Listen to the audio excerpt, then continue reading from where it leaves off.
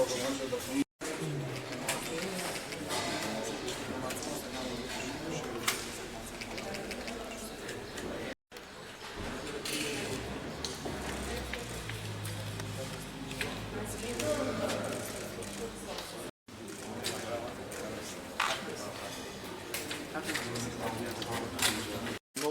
поглед.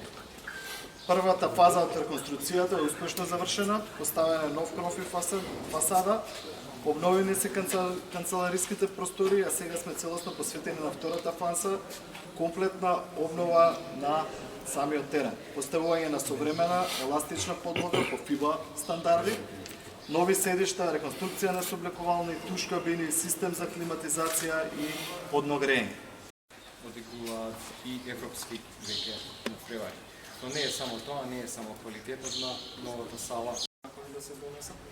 Крајниот временски рок според подпишаниот план за раст европската агенда на законите за правосудство е јуни 25 година, сега за 2 месеци, а ниту еден закон не е поднесен во собранието. Затоа мојата иницијатива како председател на Националниот совет за евроинтеграција во парламентот беше да ги прошириме нашите првовидици, да ги надминеме суетите, да го организираме граѓанскиот сектор, универзитетите во тие сфери и да сите заедно работиме на тој план.